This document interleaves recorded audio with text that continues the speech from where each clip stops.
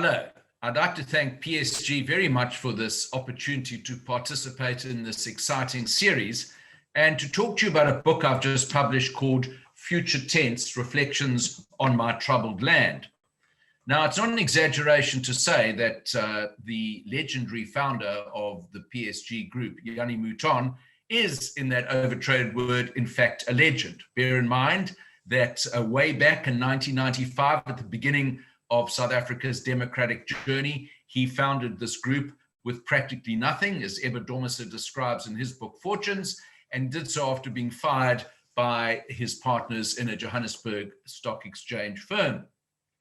Now, the thing is, of course, today that PSG has a market capitalization of over 55 billion rand in its principal business. And that wasn't always predictable or preordained way back when it started all those decades ago. Having said all that, I'm also mindful of the fact that Mouton said that we need, in fact, to be expert on finding opportunities, not the experts on what is wrong with South Africa. And I'm afraid that my talk this morning deals with both what could happen for the good, the opportunities, and what has gone bad. It's a bit like that old spaghetti western, the good, the bad, and the ugly.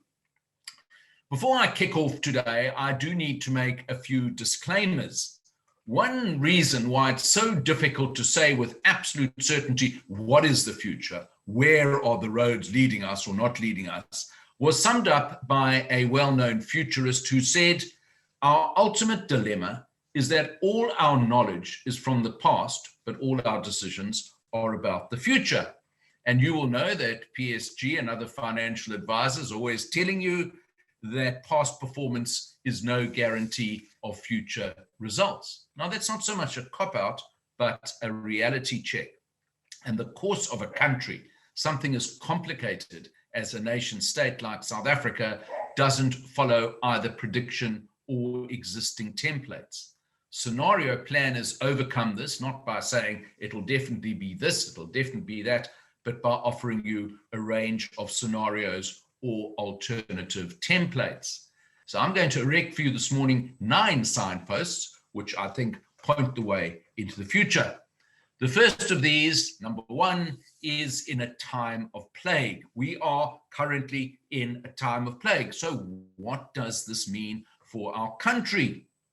Now, quite a bit of the dilemmas faced by any government, ours included, is what to do with juggling the rights of the individual with public health imperatives. And of course, there are some absolutely impossible choices that have to be made. But here was the question that confronted South Africa 15 months ago and stares us full in the face today in May 2021. We were hit by the virus at the precise point at which decades of policy mistakes, not doing enough, reckless Zuma-style leadership, more passive recent leadership under Ramaphosa has rendered our financial immune system and our fractured social and political landscapes weak and vulnerable to new and unprecedented shocks coming in the form of lockdown economics. So all the mistakes, all the so-called pathologies we'd made in the past were simply compounded by the arrival of this virus. Signpost number 2, what happens when you follow the money? Follow the money is the phrase that came from the Deep Throat and Watergate when he advised the 2 Washington Post journalists, Bob Woodward and Carl Bernstein, to follow the money to finger the culprits. And in 2020, 2021, here in South Africa, we can follow the money to reveal the full horror of our national treasury or its emptiness. In February 2019, our national treasury recorded that to keep our ship afloat, to pay the army of state employees, more of them in a moment, and the welfare recipients, and bear in mind state servants and welfare recipients are 2 of the biggest pillars of the support base of the ANC, the country was obliged to borrow 335 billion rand a year, which amounted in round or rough terms to about R1 billion a day. 18 months later, in September 2020, we were borrowing 776.9 billion rand a year, or 2 billion rand a day. In other words, we had doubled our borrowing needs, or the state had doubled its borrowing needs in just over a year. And in our current situation of zero or minus growth that has characterized our very indebted South Africa, the debt line only points ever and ever upward. So the interest rate charged on the 2019 debt to the government of RSA, and therefore us taxpayers, was an annualized 202 billion rand. A year later, at the end of last year, it rose to 240 billion rand and looks like it'll reach over 300 billion rand in 2021. Now, I mentioned earlier that one of the reasons, or the biggest reason for this, is both paying the debt, and the reason we borrow money is to pay our public servants. And just our debt reservicing costs and our public sector wage bill cost around 79 cents of every rand. But I said signpost number 2 is follow the money. Where does the money lead us to? Well, if you just look at our public servants, who've gone up in numbers by 30% in the last decade, they constitute now 14.3% of our GDP. In other words, 14 cents of every rand of economic activity is consumed in paying public servants. And we've got a money problem because we produce less and produce fewer revenues than the galloping need to pay our interest rate and our public servants. And this leads me to signpost number 3. The land of lousy options, I call this signpost. Of all the financial analysts and writers who survey our economically challenged environment, I regard Claire Bissiker of the Financial Mail as in the top tier. She wrote an article last August called Endgame for South Africa, and it offered us little hope and buckets of misery. Essentially, what Claire was saying in that article, in which a lot of the thesis in my book and my talk today suggests, is that we had a lot of good options. We had a lot of wide road to follow in the decades when we were chugging along at 5% growth rate, at much lower levels of unemployment and much better international investment situation. So South Africa until 2008. But we missed making the decisions that could have led us into a better place today. And you saw last April that we were downgraded by the third and final rating agency, Moody. And one of the reasons that they did that was they said there was weak business confidence, there was unreliable electricity supply, a constrained labor market, and we had not made the necessary reforms to get those situations into the right place. And that's why the rating agencies have made us junk, because they don't think our debt situation will be stabilized. And in response to that, because these are big warnings that came our way that have been executed and we knew about them before they happened, instead of changing tack, the government has doubled down precisely on the failed policies and prescription that landed us in the ditch in the first place. And that is why we borrow so much, 2 billion rand a day. Because instead of making the hard reforms, making our labor market easier, relaxing the BEE requirements and prescriptions, and actually using the talent we've got, and I'm going to speak about how we misuse our talent to get the best people into the right jobs at the right time, we simply borrow more and more. And so in the land of lousy options, signpost number 3, we are in what is called a catch-22 situation. Escape is improbable, if not impossible, because of the contradictions inherent in the situation. And how does this play out in our political environment? And South African politics influences the economy. It's this: there can be no reform along the lines that investors want, businesses need, employers require to create jobs, without splitting the ANC. Yet keeping the ANC together, a united ANC, makes reform impossible.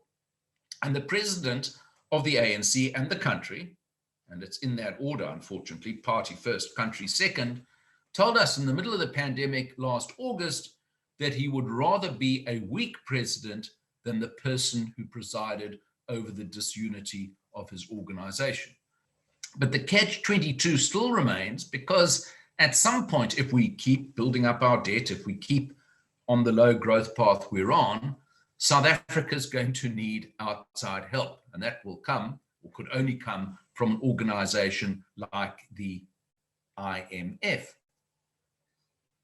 But for the radicals in the ANC, to the extent they're still around when we have to go cap in hand to the IMF, they will say, we're never going there because we don't want to surrender our sovereignty, in inverted commas. And the only alternative to that is to go into the realm of destructive fantasy economics, as I call it. And that is where you run down your domestic savings base by raiding pension funds, and I'll deal with that in a moment, or you simply ramp up the level of taxation on an ever declining number of taxpayers, or you force the Reserve Bank to print money to bail out the government. In 2013, there were 5.9 million people only out of our population of 58 million who were paying personal income taxes, which is the biggest basis of our government revenue take. In 2019, that number had fallen to 4.3 million people. So there are fewer taxpayers in South Africa today than there were 10 years ago, an extraordinary figure. And more alarmingly, just 890,000 South Africans pay 73% of all the personal taxes in this country. And one of the reasons for the decline in our tax base, although the revenues have temporarily gone up because our mines are doing well at the moment, is that so many people here have emigrated, just like Argentinians have emigrated. The 2018 Knight Frank Wealth Report revealed that between 2012 and 2017, South Africa lost 25% of its super rich, i.e. people who have more assets worth more than $5 million US. Now, one of the reasons that people are feeling very anxious, in addition to the financial misery, is signpost number 4, what I call the clunking hammer of the state. It was a case of what you might call maximum government with minimum governance. And the maximum government came with the coronavirus allowing the government to command and control the whole of the economy and indeed our lives, taking away basic rights of citizens, allowing the state to intrude further into the private sector and private lives of all our people, simply fed the appetite of those in charge. And my deep fear on the signpost number 4, the clunking hand of the state, is that we are going to see the public health emergency of 2021 becoming the permanent or semi-permanent condition, even when we escape the worst aspects of coronavirus. The so-called desire to reset the economy, that's been coming up in a lot of ANC, SACP, COSATU discussions. And the key question, which there's no happy answer, is will the government or the state give back the powers it has now exercised on behalf of people in areas it should not be exercising? The 5th signpost on the road downward, and it is a downward road at this stage, is when the hyenas feed. When the hyenas feed is when they go after the carcass by scavenging. And that is what we could call our corruption disaster. The reason I called this when the hyenas feed is that Ramaphosa himself said that such predators and their predations were a pack of hyenas circling a wounded prey. Now, at the beginning of our pandemic in last March, Cyril Ramaphosa told us that every single cent of the COVID funding, of the funds that were being used to fight the disease, of the donor funds, would be accounted for.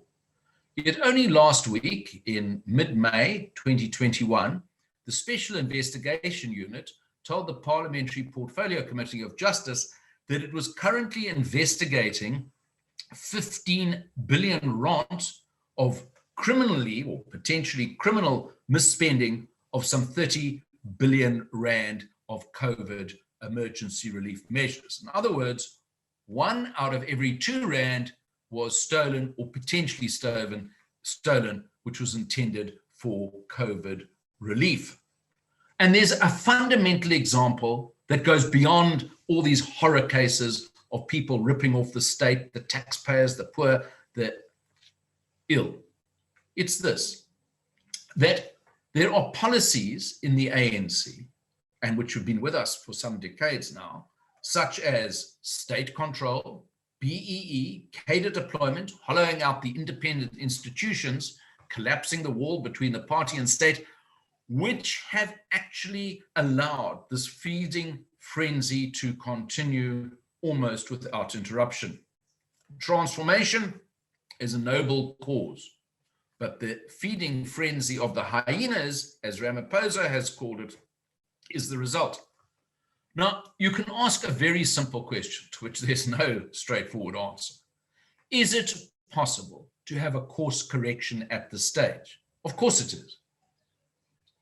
But it's improbable unless Cyril Ramaphosa is willing, or more aptly is allowed by his party, to uncouple himself and his government from the cardinal policies that have crashed the ship of state on the rocks of ruin. And this, of course, leads me to signpost number 6, fight or flight. For many middle-class people, including myself, there are some alarming thoughts on the likely path forward.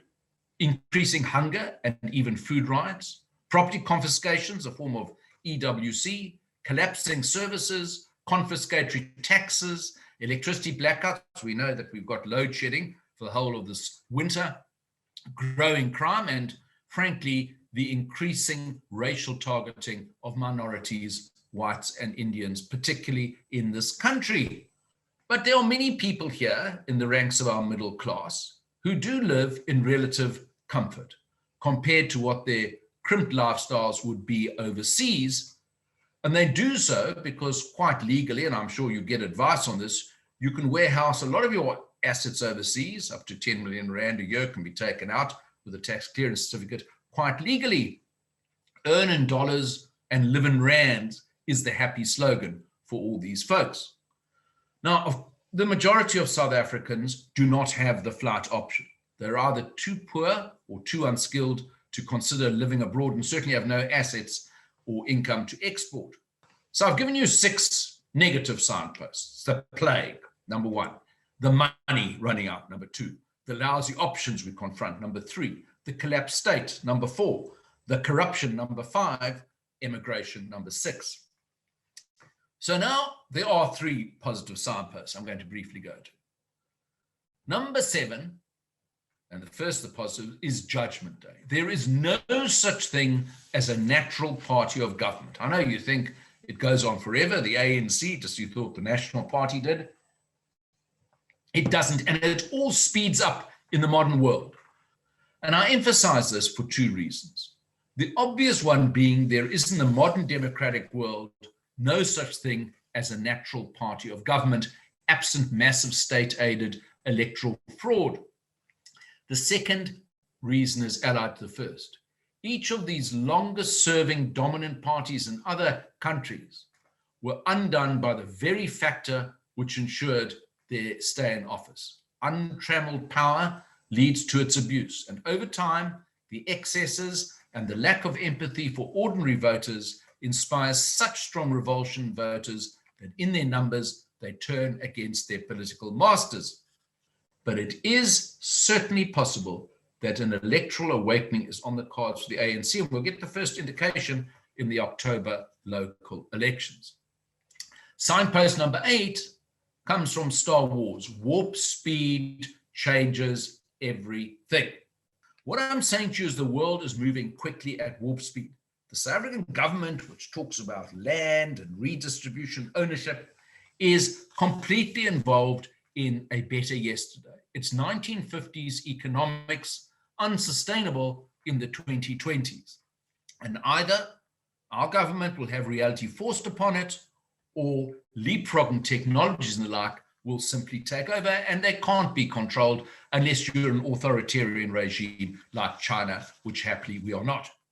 My final and most positive outlook is based on the signpost I borrowed from George H.W. Bush, the first Bush president, called 1,000 Points of Light.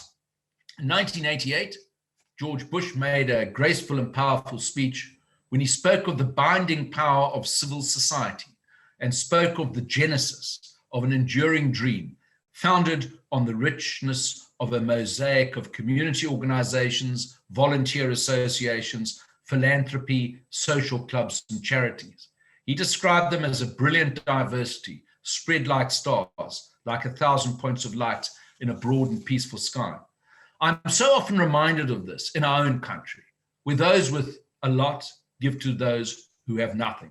I think of the peanut butter sandwiches we made last year in the harshest moments of the lockdown. That wasn't a heroic thing to do, but the response was extraordinary. I think of the fact that my stepson Tai told me very wisely, if you only look at South Africa through the lens of the state or the government, it's a horror story. But if you look beyond into the wider society, you'll see a lot of good, sometimes great things happening.